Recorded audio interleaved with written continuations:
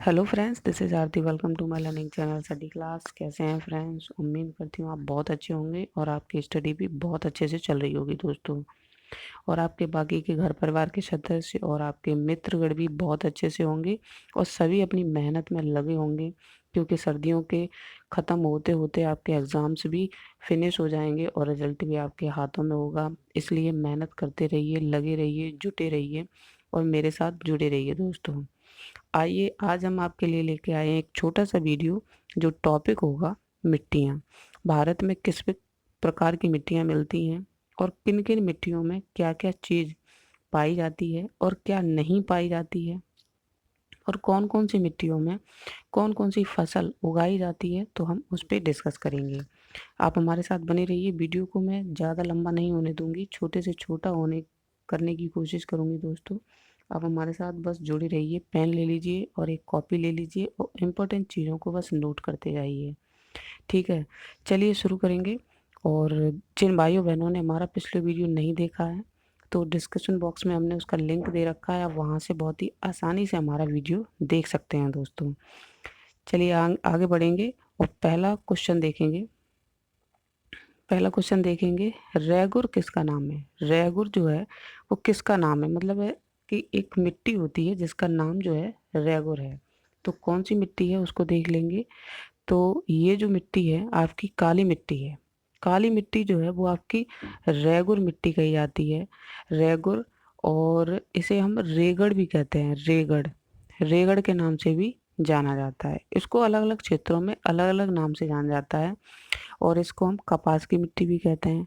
कपास की मिट्टी भी कहते हैं। क्यों कहते हैं? क्योंकि इसमें कपास उगाया जाता है, कपास की खेती की जाती है। इसको हम उष्ण कटिबंधीय चरनोजम भी कहते हैं। ठीक है, उष्ण कटिबंधीय चरनोजम। क्योंकि ये जो मिट्टी जो है वो कहाँ कहाँ पाई जाती है, हम उसको भी देखेंगे। ये मिट्टी जो है, इसका जो फैलाव है वो आपका महाराष्ट्र महाराष्ट्र में पाई जाती है ये। और इसके अलावा आपके मध्य प्रदेश में भी पाई जाती है और आपकी गुजरात में भी पाई जाती है। ठीक है, गुजरात में। ठीक है, और इसका जो क्षेत्र जो है कितना है, वो लगभग 5 लाख वर्ग किलोमीटर में ये फैला हुआ है। 5 लाख वर्ग किलोमीटर में ये मिट्टी पाई जाती है। दक्कन ट्रैप में भी ये काली मिट्टी पाई जाती है। कहाँ पे? दक्कन ट्रैप। तो दक्कन ट्रैप में कपास की खेती बहुत अत्यधिक मात्रा में होती है। और दोस्तों, इस मिट्टी में क्या क्या नहीं पाया जाता और क्या क्या पाया जाता है उसको भी देख लेते हैं। तो इस मिट्टी में आपके लोहा, चूना, कैल्शियम, पोटास, एल्युमिनियम और मैग्नीशियम कार्बोनेट, ये बहुत अधिक मात्रा में पाया जाता है। क्या क्या, एक बार मैं फिर से रिपीट करूंगी।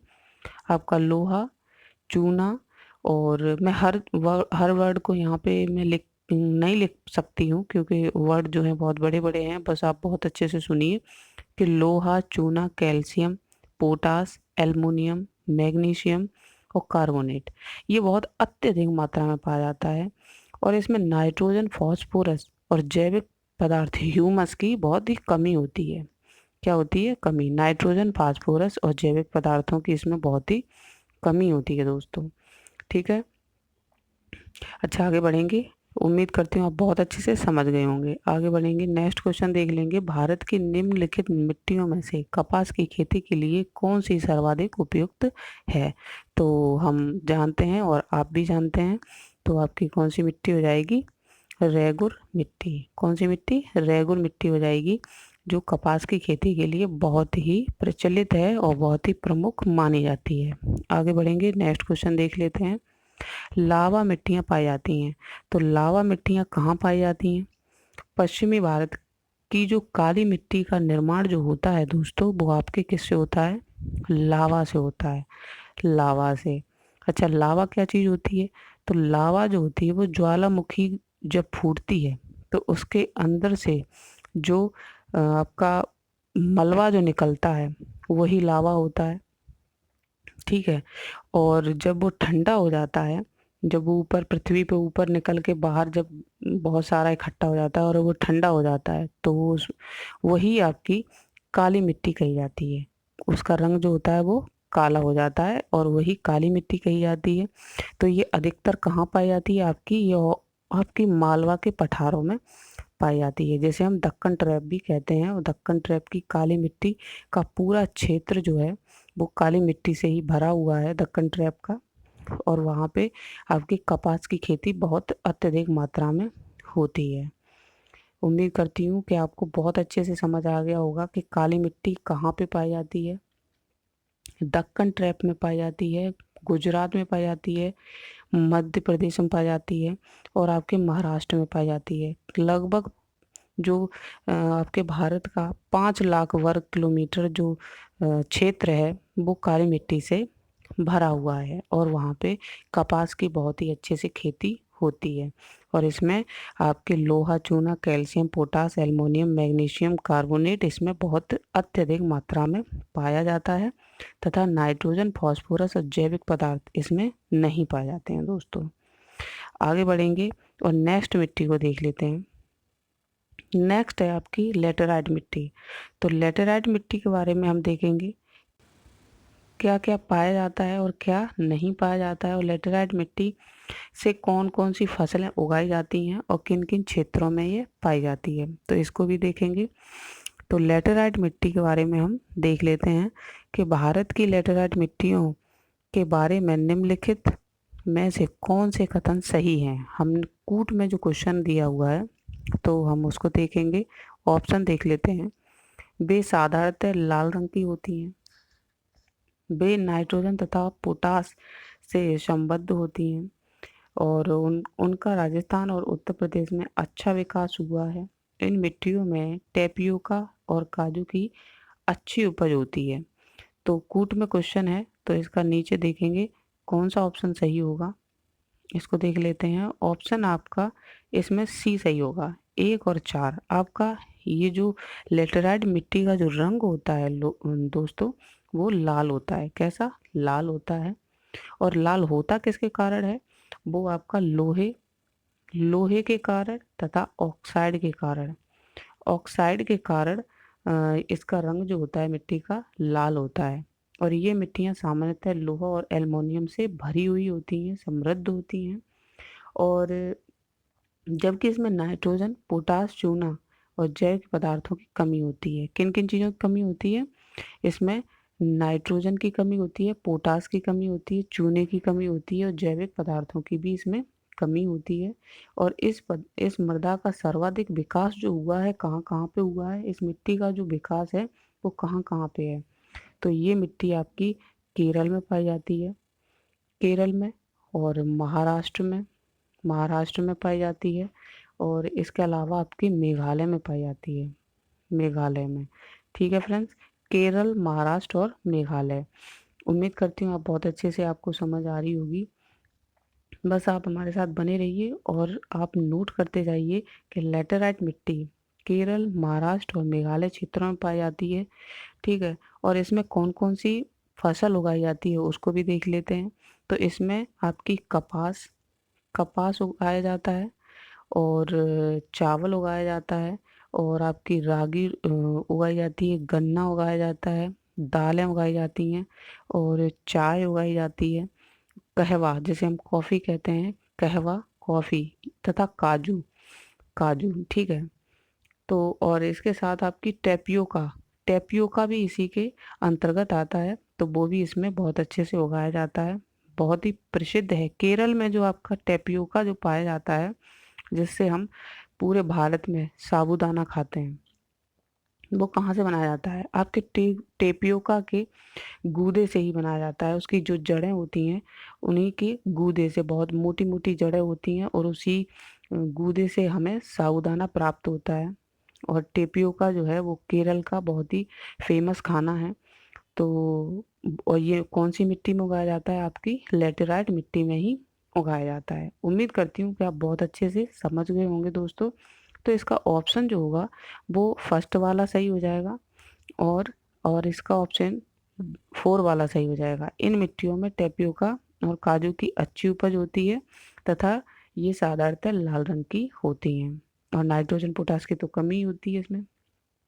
ठीक है फिर और उम्मीद करती हूँ बहुत अच्छे से आप समझ गए होंगे। तो आगे बढ़ेंगे, इसका ऑप्शन जो होगा वो सही हो जाएगा सी वाला। सी ऑप्शन के साथ हम जाएंगे, इसका ऑप्शन सी सही हो जाएगा दोस्तों। आगे बढ़ेंगे, नेक्स्ट क्वेश्चन देख लेते हैं। नेक्स्ट मिट्टी है आपकी दोमट या जलोढ़ मिट्टी। कौन सी? दोमट तथा जलोढ़ मिट्टी है। तो इसके बारे में देखेंगे कि भारत में सबसे बड़ा मिट्टी का वर्ग है। भारत में सबसे बड़ा मिट्टी का वर्ग है और कौन सी मिट्टी है? तो आपकी दोमट और जलोढ़ मिट्टी है, जो पूरे भारत में फैली हुई है, जिसको हम कछारी मिट्टी कहते हैं। क्या कहते हैं? जलोढ़ का और सॉरी दोमट का और जलोढ़ का नाम जो है वो कछारी मिट्टी है। कहने का मतलब है कि ये तीनों मिट्टियां जो हैं वो एक ही मिट्टी हैं, जिसके तीन नाम हैं। ठीक है फ्रेंड्स, कछारी भी कहते हैं, जलोढ़ भी कहते हैं और दोमट भी कहते हैं इसको। तो ये मिट्टियाँ जो हैं वो पूरे भारत में पाई जाती हैं और सर्वाधिक मात्रा में पाई जाती है। और ये लगभग आपकी जो काली मिट्टी थी वो 5 लाख वर्ग किलोमीटर में फैली हुई थी पूरे भारत में। लेकिन इस मिट्टी का जो भाग है वो 15 लाख वर्ग किलोमीटर में फैला हुआ है पूरे भारत में, और लगभग 100 में से 40% भाग इसी मिट्टी से भरा हुआ है। जो कि आपकी कहाँ कहाँ पाई जाती है वो भी देख लेते हैं। तो आपके पंजाब में पाई जाती है। पंजाब से लेके असम तक, पंजाब से लेके असम तक, मतलब पूरी उत्तर भारत से लेके और आपके पूरब में आपके असम तक ये मिट्टी पाई जाती है, पूरे मैदानी क्षेत्रों में पाई जाती है। और आपकी इधर अगर दक्षिण में देखी जाए तो दक्षिण पश्चिम में आपकी नर्मदा, ताप्ती, महानदी, गोदावरी, कृष्णा, कावेरी, इन घाटियों में भी ये मिट्टी पाई जाती है। और इन नदियों के सहारे से आपके जो गाद होती है, जो उपजाऊ मिट्टी जो बनी है वो इन नदियों के कारण ही बनी है। इन नदियों के साथ बहकर जो गाद जाती है वो पूरे क्षेत्र में फैल जाती है और उपजाऊ बन जाती है वहाँ की मिट्टी, और बहुत ही कारगर बन जाती है। ठीक है दोस्तों, और इधर आपके पूरब की दिशा में आपकी गंगा नदी है, ब्रह्मपुत्र नदी है, और आपकी पश्चिम में सतलज नदी है।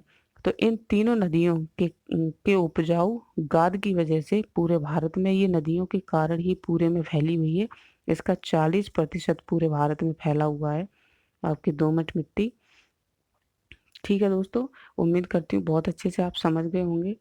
तो इसका बहुत ही उपजाऊ है ये, और सारी फसलें मतलब है, जो फसलें हमने लेटराइट और काली मिट्टी में बताई हैं, उसके अलावा जितनी भी फसलें बच जाती हैं वो आपकी इसी मिट्टी में होती हैं। ठीक है, उम्मीद करती हूँ आप बहुत अच्छे से समझ गए होंगे। इस मिट्टी में आपकी बालू भी मिक्स होती है, क्योंकि ये मिट्टी नदियों के द्वारा साथ में आती है। तो आगे बढ़ेंगे, उम्मीद करती हूँ आप बहुत अच्छे से समझ गए होंगे। इसका ऑप्शन जो होगा वो डी सही हो जाएगा। हम डी के साथ जाएंगे, कछारी मिट्टी। ठीक है, आगे बढ़ेंगे, और गंगा के मैदान की पुरानी कछारी मिट्टी को क्या कहा जाता है? जो गंगा के साथ मैदानी क्षेत्रों में जो आती है उस मिट्टी को हम क्या कहेंगे? तो उसको हम बांगर मिट्टी के नाम से जानते हैं। किस मिट्टी के नाम से? बांगर मिट्टी के नाम से जानते हैं। गंगा के मैदान की जो पुरानी कछारी मिट्टी को हम बागर मिट्टी कहते हैं।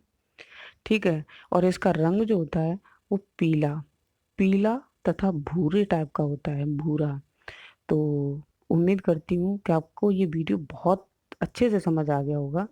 और अगर आपको अच्छा लगा है दोस्तों, तो आप हमारे चैनल को सब्सक्राइब करें, वीडियो को लाइक करें, शेयर करें, और अगर कुछ कमी है तो उसको कमेंट जरूर करें दोस्तों। तो ये था एक छोटा सा वीडियो, उम्मीद करती हूँ आपको पसंद आया होगा। Thank you so much.